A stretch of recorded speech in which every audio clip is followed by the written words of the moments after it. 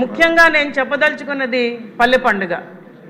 మన గౌరవ ఉప ముఖ్యమంత్రి వర్యులు పవన్ కళ్యాణ్ గారి పంచాయతీరాజ్ శాఖ ద్వారా మనం ఆగస్టు 23వ తారీఖున గ్రామ సభలు నిర్వహించాం. ఇంతకు ముందెన్నడూ లేని విధంగా గత 5 సంవత్సరాల గ్రామ సభ అన్న పదాన్నే మర్చిపోయారు అధ్యక్ష ప్రజలు.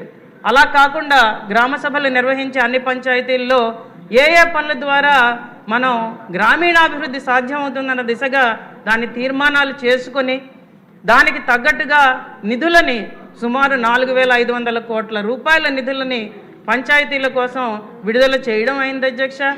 దానిలో అతి ముఖ్యంగా మనం మాట్లాడాల్సింది తుఫాను సమయంలో కూడా గిరిజన ప్రాంతానికి వచ్చి రోడ్ల శంకుస్థాపన చేసిన మన ఉప ముఖ్యమంత్రి వర్యులు పంచాయతీరాజ్ చొరవతో ఈరోజు డోలీ కష్టాలైతే ఖచ్చితంగా తీరాయని గిరిజనులు భావిస్తున్నారు అధ్యక్ష. మొట్టమొదటిసారిగా శ్రీకాకుళంలో పూర్తి చేసిన రోడ్డు మీద ఒక అంబులెన్స్ ఒక గర్భిణీ స్త్రీని రికార్డు టైంలో 8 నిమిషాల్లో ఆసుపత్రికి చేర్చింది అధ్యక్ష. అది మనం సాధించిన ఘనత అధ్యక్ష.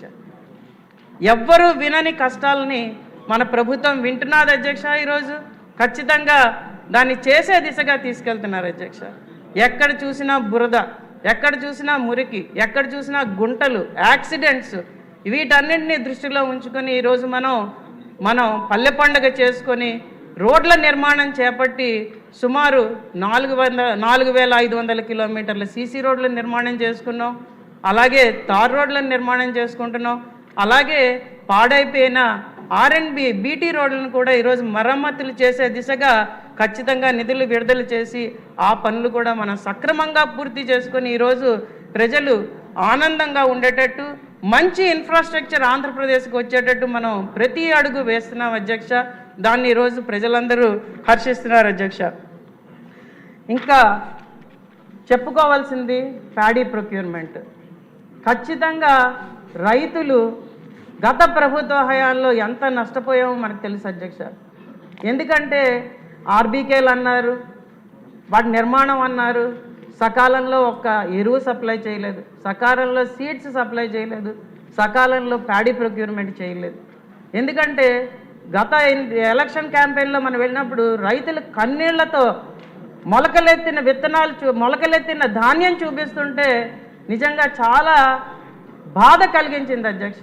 అలాంటి పరిస్థితి లేకుండా నూతన సాంకేతిక నిపుణతని వాడుతూ ఖచ్చితంగా రైతులకి 48 గంటల లోపే చాలామంది చెప్తున్నారు అధ్యక్ష, మేము ఆర్ఎస్కేలో స్లిప్ తీసుకున్న 3-4 గంటల లోపే మాకు డబ్బులు పడ్డాయని చాలామంది చెప్పడం జరిగింది అధ్యక్ష.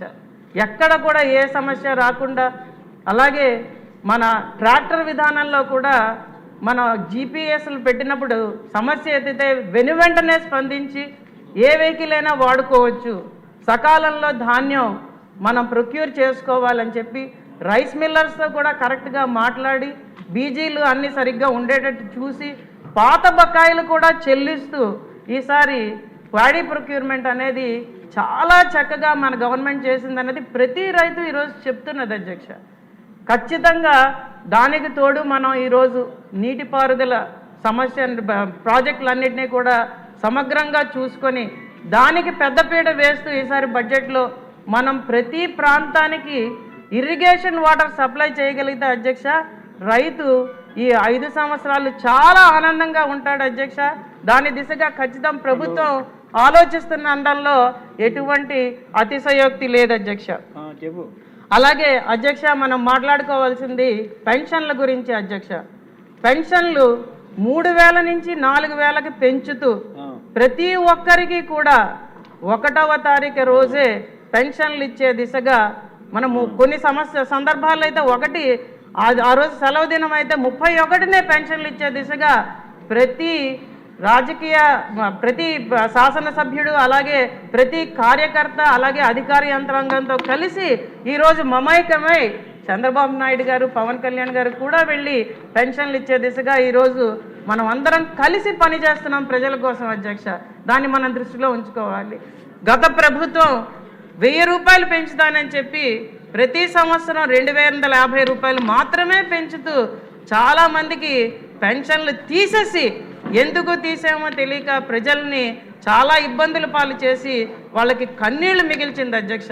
అటువంటి పరిస్థితి గత 9 నెలల్లో మీరు ఏ జిల్లాకి వెళ్ళి చూసినా కనిపించదు అధ్యక్ష. మీకు ప్రజలందరూ కూడా చాలా ఆనందంగా ఉన్నారు, కొత్త పెన్షన్లు ఇస్తారు, ఇచ్చి తీరుతారు అన్న నమ్మకంతో ఈరోజు ప్రజలు ఉన్నారు. కాబట్టి మనం ఆ దిశగా అడుగులు వేస్తున్నాం. కాబట్టి ఖచ్చితంగా ప్రజలందరూ ఈరోజు దాన్ని హర్షిస్తున్నారు అధ్యక్ష. అలాగే అధ్యక్ష, పేదరికం నిర్మూలన కోసం, తలసరి ఆదాయం పెంపు కోసం మన ప్రభుత్వం ప్రతి అడుగు వేస్తున్నది అధ్యక్ష. దానిలో మనం గత అసెంబ్లీ సెషన్లో కూడా మాట్లాడుకుందాం. దానిలో మహిళా సాధికారత, అలాగే ఎస్హెచ్జీలను వాడి మనం మహిళా సాధికారత దిశగా ఖచ్చితంగా మహిళల్ని మనం సపోర్ట్ చేస్తూ ఈరోజు వాళ్ళని పారిశ్రామికవేత్తలుగా తీర్చిదిద్దే దిశగా కేంద్ర పథకాలని అందుబాటులోకి తీసుకొస్తూ మనం చాలా పనులు చేస్తున్నాం అధ్యక్ష. దాని తాలూకా బెనిఫిట్స్ ఖచ్చితంగా తొందరలోనే ప్రజలందరూ చూసే దిశగా మనం అడుగులు వేస్తున్నామని చెప్పడంలో ఎటువంటి సందేహం లేదు అధ్యక్ష. అలాగే మనం జాబ్ క్రియేషన్ కోసం యూత్ని దృష్టిలో ఉంచుకొని స్కిల్ డెవలప్మెంట్ దిశగా ముందుకు అడుగులేస్తూ సర్వీస్ సెక్టర్లో ప్రత్యేకమైన దృష్టి పెడుతూ మనం ప్రతి అడుగు ఎంఎస్ఎంఈ ఇండస్ట్రీస్ స్టార్ట్ చేసుకుంటూ, అలాగే పెద్ద పెద్ద పరిశ్రమలు తీసుకొస్తూ మనం ప్రతి అడుగు వేస్తున్నాం అధ్యక్ష. ఈరోజు అది ఈ ప్రసంగంలో ఖచ్చితంగా కనిపించింది అధ్యక్ష. ప్రజలందరూ దాన్ని చాలా హర్షిస్తున్నారు అధ్యక్ష.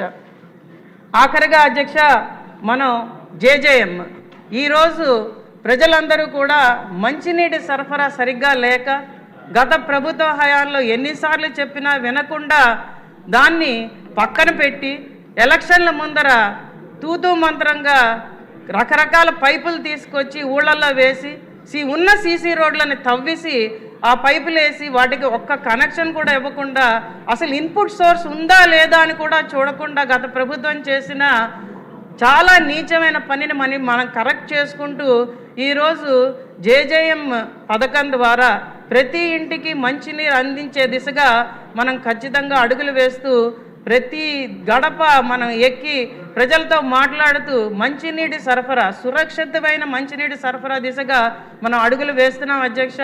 దాన్ని కూడా మనం ఈ ప్రసంగంలో వివరించడం జరిగింది అధ్యక్ష.